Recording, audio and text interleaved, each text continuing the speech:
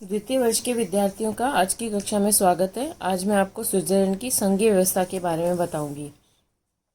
Switzerland क्षेत्र और जनसंख्या की दृष्टि से एक छोटा राज्य है, किंतु इस छोटे राज्य में विविधताएं बहुत भरी हुई हैं, जितनी कि संयुक्त राज्य अमेरिका में, भारत में और रूस में।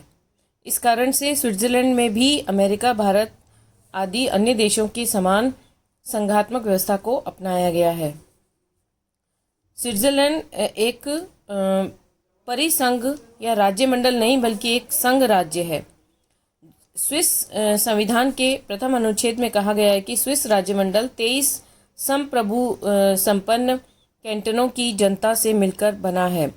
संविधान की इस भाषा के आधार पर कुछ लोगों का मत है कि स्विट्जरलैंड एक राज्य मंडल है, संघ राज्य नहीं। किंतु संविधान में कैंटनों को संप्रभुता संपन्न कहा गया है और संप्रभु इकाइयों एक राज्य मंडल को ही जन्म दे सकती हैं, संघ राज्य को नहीं। किंतु वास्तविकता यह है कि स्विट्जरलैंड एक संघ राज्य है, राज्य मंडल नहीं। राज्य मंडल का अर्थ राज्यों के उस ढीले ढाले संघ से होता है जिसमें सशक्त केंद्रीय सत्ता का अभाव होता है, जिसमें इकाइयों को केंद्र से संबंध विच्छेद करने की स्वतंत्रता होती है। लेकिन स्विट्जरलैंड में केंद्रीय सत्ता पर्याप्त शक्तिशाली है और कैंटनों को संघ से संबंध विच्छेद करने का अधिकार प्राप्त नहीं है। अतः 1848 में लिखित प्रलेख के रूप में की गई व्यवस्था एक संधि या गठबंधन मात्र थी, वास्तव में कोई संधि या गठबंधन नहीं। स्विट्जरलैंड के लिए राज्य मंडल भ्रामक है और यह एक संघ राज्य है। इसके संघवादी तत्वों का अध्ययन हम इन बिंदुओं में कर सकते हैं। पहला, लिखित और कठोर संविधान। संघीय शासन की प्रथम तत्व लिखित और कठोर संविधान होता है, जिससे केंद्रीय सरकार और इकाइयों की सरकारें अपनी अपनी सीमाओं में बनी रहें और दोनों में से किसी सत्ता के द्वारा अकेले ही संविधान में मनमाना परिवर्तन न किया जा सके। स्विट्जरलैंड में ऐसे ही लिखित और कठोर संविधान की व्यवस्था की गई है। दूसरा, शक्तियों का विभाजन। संघीय शासन के अंतर्गत संविधान के द्वारा ही केंद्रीय सरकार और इकाइयों की सरकारों में शक्तियों का विभाजन किया जाता है। विशेष बात यह है कि ये दोनों पक्ष अपनी शक्ति संविधान से ही प्राप्त करते हैं। स्विट्जरलैंड के अंतर्गत संविधान के द्वारा ही केंद्रीय सरकार और कैंटनों की सरकारों में शक्तियों का विभाजन किया गया है।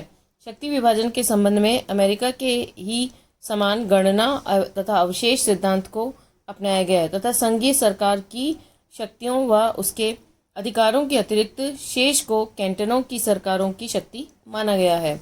जो विषय राष्ट्रीय महत्व के हैं उन्हें केंद्रीय सरकार के कार्यक्षेत्र में और शेष विषयों को कैंटनों की सरकार की कार्यक्षेत्र में रखा गया है। तीसरा, न्यायपालिका की सर्वोच्चता। संघीय शासन का तीसरा तत्व न्यायपालिका की सर्वोच्चता है। न्यायपालिका की सर्वोच्चता का तात्पर्य यह है कि न्यायपालिका संविधान की रक्षा तथा उसकी व्यवस्था करने का कार्य करेगी और यदि संघ और इकाइयों की ओर से अपने कार्यों अथवा कानून द्वारा संविधान की अवहेलना की जाए तो वह संघ और इकाइयों के ऐसे कानूनों को जो कि संविधान के विरुद्ध हैं अवैध घोषित कर सकती है। संघ व इकाइयों के बीच शासन शक्ति से संबंधित विवादों का निर्णय उसी का काम होता है। नवीन संविधान के अनुसार 189 की उपधारा 2 में कहा गया है कि राज्य मंडल और कैंटनों के बीच या कैंटनों में परस्पर उत्पन्न होने वाले सभी विवादों का निर्णय संघीय सर्वोच्च न्यायालय द्वारा ही किया जाता है। न्यायपालिका की सर्वोच्चता के विषय में स्विट्जरलैंड संघात्मकता की कसौटी पर संपूर्ण अंशों में पूरा नहीं उतरता, क्योंकि स्विट्जरलैंड में न्यायपालिका को वह सर्वोच्चता और उस रूप में न्यायिक पुनरावलोकन की शक्ति प्राप्त नहीं है जिस रूप में वह अमेरिका की न्यायपालिका को प्राप्त है। चौथा, उच्च सदन में इकाइयों का समान प्रतिनिधित्व।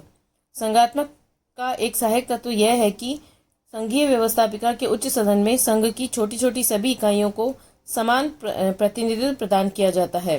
स्विट्जरलैंड में संघात्मक के इस तत्व को अपनाते हुए संघीय संसद के द्वितीय सदन सीनेट में सभी इकाइयों को समान प्रतिनिधित्व प्रदान किया गया है। इस संबंध में केवल पूर्ण कैंटन और अर्ध कैंटन में अंतर किया गया है। पूर्ण कैंटन के द्वारा अपने 2 प्रतिनिधि और अर्ध कैंटन के द्वारा अपना 1 प्रतिनिधि सीनेट को भेजा जाता है। 5वां, संशोधन कार्य में इकाइयों की शक्ति। संघीय संविधान की संशोधन प्रक्रिया में इकाइयों को भी उचित अधिकार दिया जाता है तथा ऐसी व्यवस्था की जाती है कि इकाइयों की अवहेलना करके संविधान में संशोधन न किया जा सके। स्विट्जरलैंड में संघीय व्यवस्था के इस तथ्य को अपनाया गया है। संशोधन प्रस्तावित करने व उसकी पुष्टि में संघ की इकाइयों की जनता का पूरा हाथ रहता है।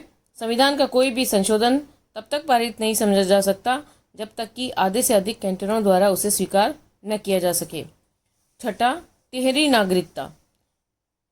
संघीय शासन में प्रत्येक व्यक्ति को दोहरी नागरिकता प्राप्त होती है, एक संघ की नागरिकता और दूसरी उसकी इकाइयों की नागरिकता। स्विस संघ इस दृष्टि से थोड़ा और आगे है। वहाँ प्रत्येक नागरिक के लिए 3 नागरिकताओं की व्यवस्था की गई है, म्यूनिसिपैलिटी की नागरिकता, कैंटन की नागरिकता और स्विस संघ की नागरिकता। नवीन संविधान के अनुच्छेद 37 में कहा गया है कि स्विट्जरलैंड के ऐसे नियम प्रत्येक निवासी को जिसे म्यूनिसिपैलिटी और कैंटन की नागरिकता प्राप्त है, स्विट्जरलैंड की नागरिकता प्राप्त होगी। नागरिकता प्राप्ति का क्रम है म्यूनिसिपैलिटी की नागरिकता, कैंटन की नागरिकता और उसके उपरांत स्विस की संघ की नागरिकता। इस प्रकार इन सभी लक्षणों के आधार पर हम कह सकते हैं कि संघीय व्यवस्था के अधिकांश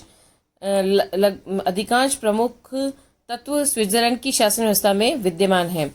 संविधान में संघ के स्थान पर राज्य मंडल शब्द का प्रयोग किए जाने से स्थिति में कोई अंतर नहीं पड़ता। भारतीय संविधान में भी कहीं पर फेडरेशन शब्द का प्रयोग नहीं किया गया है, फिर भी यूनियन शब्द का प्रयोग करते हुए भी भारत को एक संघीय व्यवस्था के रूप में देखा जाता है। स्विट्जरलैंड में यद्यपि न्यायपालिका की सर्वोच्चता के सिद्धांत को पूरी सीमा तक नहीं अपनाया गया है, फिर भी संघीय